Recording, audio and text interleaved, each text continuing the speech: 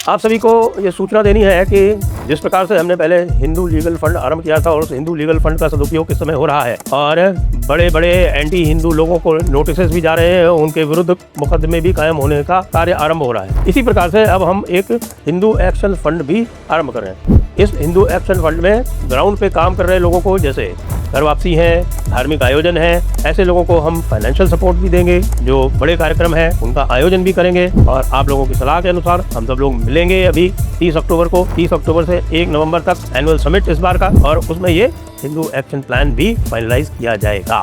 तो इसलिए आप सभी से अनुरोध है कि जी खोल के हमें कंट्रीब्यूट करें। लिंक नीचे डिस्क्रिप्शन में दिया हुआ है। नमस्ते। आप सभी से अनुरोध है कि कृपया हमारे चैनल को सब्सक्राइब करें और वीडियो को लाइक करें। एक एग्जामिनेशन रिफॉर्म्स कमेटी, जैसा मैंने बोला, वो अनाउंस हो गई है और प्रधानमंत्री जी ने ये अनाउंस कर दिया है, नंदन नीलेकाणी को उसका अध्यक्ष बनाया है। फ्रेंड्स, विद्यार्थियों के भविष्य के लिए भारत सरकार लगातार अनेकविध कदम उठा रही है। जिन लोगों ने विद्यार्थियों के भविष्य के साथ खिलवाड़ किया वे जेलों में सड़ रहे हैं। हमने फास्ट ट्रैक कोर्ट बना चुके हैं। इन सारी बातों को ध्यान में रखते हुए विश्व प्रसिद्ध टेक्नोलॉजी एक्सपर्ट श्रीमान नंदन नीलेकनी जी के नेतृत्व में एक हाई पावर टास्क फोर्स बनाने का निर्णय किया है, जो एग्जामिनेशन रिफॉर्म की तरफ फोकस करेगा। और टेक्नोलॉजी ड्रिवन कमेटी होगी, ऐसा लगता है। जो उसका कॉम्पोजिशन है, क्योंकि उस कॉम्पोजिशन में जो 2 प्रमुख सदस्य हैं वो आपके वी काम सबसे नंदन नीलेकाणी अध्यक्ष हैं, और हमारे जो पूर्व इसरो के चेयरमैन थे सोमनाथ जी, वो हैं उसके अंदर, और आईआईटी मद्रास के जो डायरेक्टर हैं वी कामकोटी, वो हैं। तो 3 तो ये हार्डकोर जो है वो टेक्नोलॉजी वाले लोग हैं, और उसके अतिरिक्त एक आईपीएस ऑफिसर है, 2 आईएएस ऑफिसर्स हैं। अब ये कमेटी जो है ये कॉम्प्रिहेंसिव कमेटी है, क्योंकि लोग पूछ रहे हैं ना, क्योंकि हमारे कांग्रेस वाले चालू हो गए जैसे ही कमेटी का डिक्लेरेशन आया, वैसे ही क्या चालू हो गए भाई, उनको तो परेशानी ही परेशानी है, पता नहीं क्या।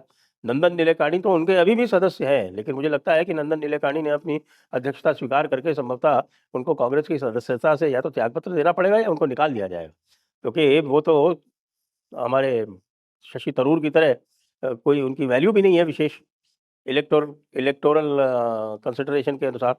तो अब उनका क्या होगा पता नहीं, लेकिन हाँ ठीक है, ये सही बात है कि ये बाई पार्टीजन कमेटी या एक ऑल एनकम्पेसिंग कमेटी बनाई गई।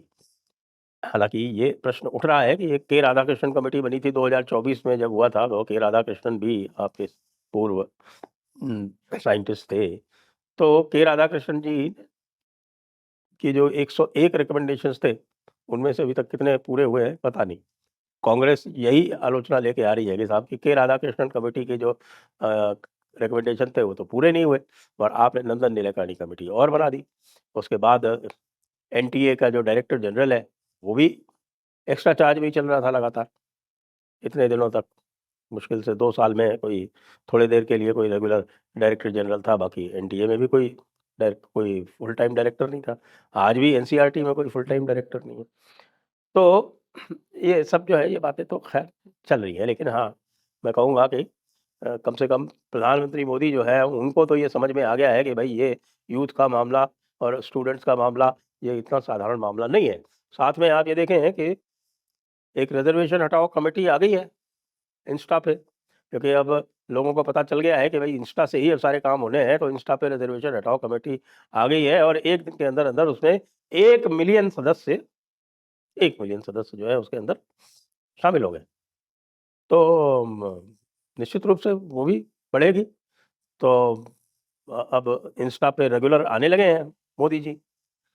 मोदी जी को वैसे मैं ये बताऊँगा कि जो उनकी गुजरात की जो टीम थी ना, वो बहुत अच्छी टीम थी जो अरविंद गुप्ता लीड करते थे। लेकिन उसके बाद पता नहीं क्या हुआ और क्यों हुआ कि अमित मालवीय को लाया गया, और अमित मालवीय के लाने के बाद में सब कुछ जो है वो दूसरित होता चला जा रहा है। उनका केवल एक ही काम रह गया है कि वो ट्रोल करते हैं दूसरों को, जो दूसरे यानी कि इस समय जो है, जो सपोर्टर्स हैं वो 2 में डिवाइडेड हैं। एक जो है वो पेड वाले हैं या फिर अंधभक्त हैं, और दूसरे वो हैं जो बीजेपी को समय-समय पर रास्ता दिखाने का भी प्रयास करते रहते हैं उनकी आलोचना करके। उनका कोई द्वेष नहीं है, उनका कोई वैराग्य नहीं है, न वीतराग है भारतीय जनता पार्टी से।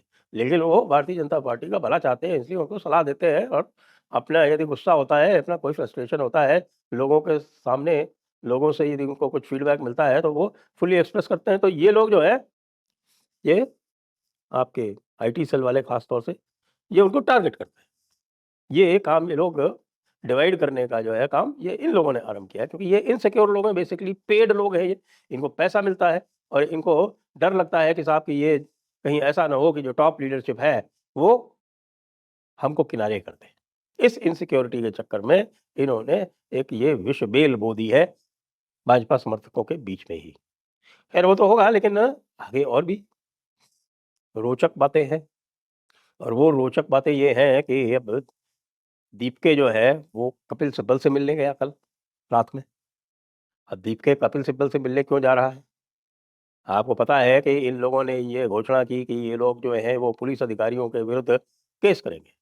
अब पुलिस अधिकारियों के विरुद्ध केस तो हो नहीं सकता, आई मीन मूर्खों को तो कौन बताए? हो सकता है किसी ने कुछ कहा हो, तो वो कपिल सिब्बल से सलाह लेने गए होंगे कि भाई इनके विरुद्ध हम किस प्रकार से केस करें। कपिल सिब्बल जो है उसमें कोई अपना ज्ञान ज़रूर डालेंगे। तो 197 सीआरपीसी एक प्रावधान हुआ करता था, जो अब 218 हो गया है, नए बी भारतीय न्याय नागरिक सुरक्षा संहिता का, तो वो बीएनएसएस का। तो उसके अंतर्गत आप किसी भी पब्लिक सर्वेंट ऑन ड्यूटी में, ऑन ड्यूटी यदि कोई भी काम वो करता है, तो उस पर आप उससे मुकदमा नहीं चला सकते। और यदि किसी को ठोका है, पीटा है, तो वो भी उसकी ड्यूटी का ही पार्ट है। उसने जो है हिंसा को रोकने के लिए, भीड़ को काबू करने के लिए यदि किया है, तो वो उसको, उसके लिए वो अधिकृत है। Government has a monopoly on violence. Nobody else can use violence, and that violence is to be used to prevent violence. As simple as that. Larger violence को प्रिवेंट करने के लिए यदि थोड़ा बहुत वायलेंस यूज करना पड़े, कंट्रोल्ड वायलेंस, तो वो गवर्नमेंट को ही अलाउड है और किसी को अलाउड नहीं है। ये दीपके को समझना पड़ेगा। दीपके वहां घूम रहा है और सौरव दास कह रहा है कि साहब मुकदमा चलाएंगे। फिर आपके आशुतोष राका कल बोल रहे थे कि वो लखनऊ जाएँगे। मैं तो वेट कर रहा हूँ, प्रतीक्षा कर रहा हूँ कितने दिनों से, क्योंकि अब ये स्पष्ट दिख रहा है कि यहाँ पर ये भीम-मीम आंदोलन था। और जो सूचनाएँ मिली थीं, ये भी बताया गया है कि भई जो अंतिम सूचना जो ये मिली थी कि ये जो भीम-मीम आंदोलन है, इसने यह षड्यंत्र कर रखा है कि ये किसी को आत्मदाह करवाएगा। क्योंकि उनको एक राजीव गोस्वामी चाहिए था। इस हिंसा को और दिल्ली के बीच में के पूरा हिंसक माहौल बनाने को उनको एक राजीव गोस्वामी चाहिए था। कांग्रेस इत्यादि की इसमें भूमिका थी या नहीं थी, ये मुझे ज्ञात नहीं है। वैसे तो राजीव गांधी तो जिस प्रकार से रुष्ट घूम रहे हैं, उससे ऐसा लगता है कि राजीव गांधी को दूध में से मक्खी की तरह निकाल के अलग फेंक दिया गया था। अब उनकी विवशता थी कि उनको जो है वो बीच-बीच में ये बोलना पड़ता था कि भाई हम जो है वो स्टूडेंट्स के साथ में। मज़े की बात ये है कि अब राहुल गांधी कह रहे हैं कि हमने, उनको ये लगा कि भई जिस प्रकार से इन लोगों ने किया, तो हम भी कर सकते हैं। उनको ये नहीं पता कि जो राजनीतिक दल है और राजनीतिक दल के कार्यकर्ता हैं, उनकी विश्वसनीयता जो है वो जनता की दृष्टि में शून्य होती है। ये काम जो है, ये इस प्रकार की एक तथाकथित दिखने वाली, हालाँकि ये पूरी की तरह लेफ्ट लॉबी और आम आदमी पार्टी की बनाई हुई थी। अब ये जो है सारे के सारे जब इनको खून लग गया मुँह में, अब ये सोच रहे हैं कि ये अब अपनी अलग पार्टी बना रखे हैं, ये बना सकते हैं जिस तरह से केजरीवाल ने अन्ना से अलग होके बनाई थी, याद है आपको? क्योंकि पहले ये भी कस्में खाया करते थे कि साहब हम कुछ नहीं बनाएँगे, लेकिन इन्होंने बनाई थी। तो अब ये जो स्थिति है, ये उस तरफ जा रही है जहाँ पे ये लोग अपनी ये सोचने लगे हैं कि इंडिपेंडेंट एग्जिस्टेंस हो जाए। देखिए ये सारे के सारे लगातार मेन स्ट्रीम मीडिया को गाली देते रहे। मेन स्ट्रीम मीडिया को हर समय गाली देते रहे। मेन स्ट्रीम मीडिया का कोई भी जाता था जंतर मंतर में कवर करने, तो उसको भारी प्रतिरोध का सामना करना पड़ता था। लेकिन जैसे ही धर्मेंद्र प्रधान का इस्तीफा हुआ, सारे के सारे मेन स्ट्रीम मीडिया के हर स्टूडियो में जा जाके अपने प्रेजेंस दर्ज कराने लगे, अपनी हाजिरी लगाने लगे।